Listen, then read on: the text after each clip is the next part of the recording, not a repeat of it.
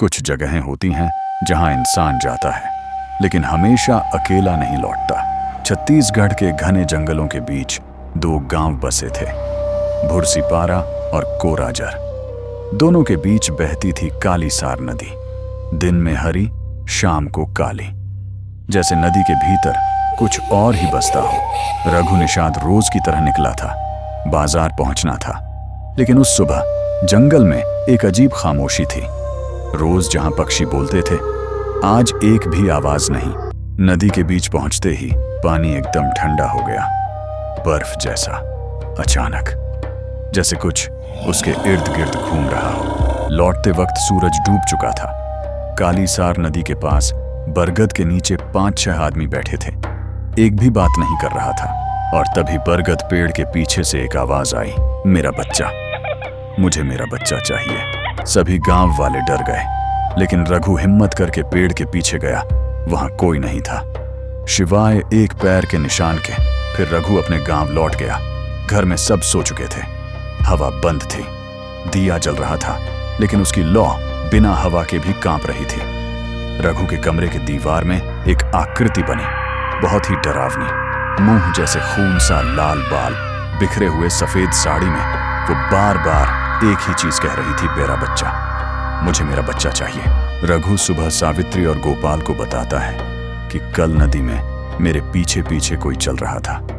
रात में मैंने उसे देखा, सफेद साड़ी, लंबे बाल, लाल चेहरा। वो बोल रही थी, मेरा बच्चा। तभी सावित्री के हाथ से चाय का गिलास छूट के गिर जाता है, क्योंकि सावित्री जानती थी वो सुशीला है, वही सुशीला जिसमें मरते वक्त अपने बच्चे को सिर्फ एक बार देखा है। उधर कोराजर गांव से एक खबरिया भोला, खबरिया खबर पहुंचने के लिए भुरसीपारा गांव के लिए निकलता है।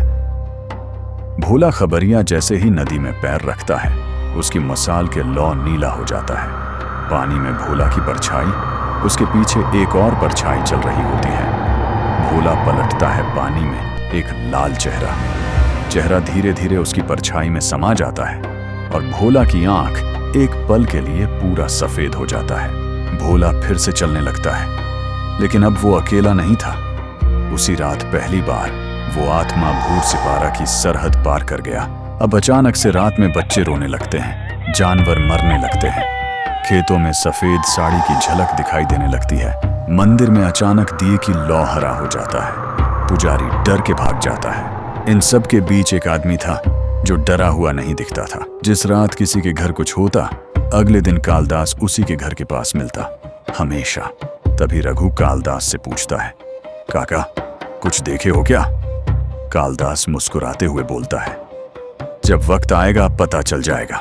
जब हालात बहुत बिगड़ गए, तब गांव वालों ने बाहर से मदद मांगी। भैरवनाथ बाबा आए।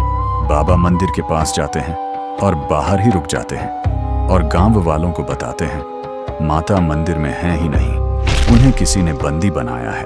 बाबा धीरे से मुड़ते हैं, भीड़ में देखते हैं और कालदास की तरफ उंगली दिखा के सबको बताते हैं कि यही है वो आदमी जिसने ये किया है। बाबा भैरवनाथ ने गांव वालों को बताया, जिस रात सुशीला को दफनाया गया था, उसी रात कालदास श्मशान गया था।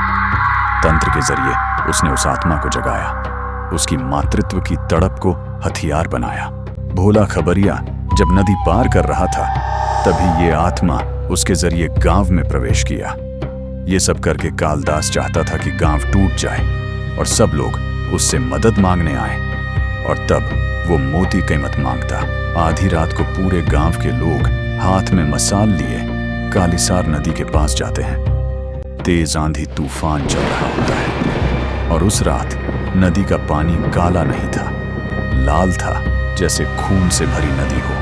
भैरवनाथ बाबा जाप शुरू करते हैं। मसालें कांपती हैं, कई बुझ जाती हैं। नदी के बीच से वो उठती है, सफेद साड़ी, लाल चेहरा, भीगे हुए बाल।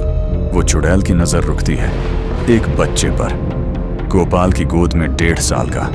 गोपाल बच्चे को आगे करता है। बच्चा उस चुड़ैल को देखता है, फिर मासूमियत से हवा में हाथ आगे करता है। चुड़ैल रुक जाती है। उसके लाल चेहरे में कुछ बदलता है। गुस्सा नहीं था, दर्द नहीं था, वो बस एक माँ थी। वो रोती है, उसका चेहरा शांत हो जाता है, लाल रंग उड़ता है, बाल थमने लगते हैं और एक अच्छी रोशनी के साथ वो हवा में घुल जाती है। नदी का पानी साफ हो जाता है। मंदिर में दिया फिर जलने लगते हैं। बच्चे अब बिना डरे सो जाते हैं। गांव में एक नई सुबह होती है। उस रात के बाद भूर सिपारा में उसे कभी किसी ने नहीं देखा।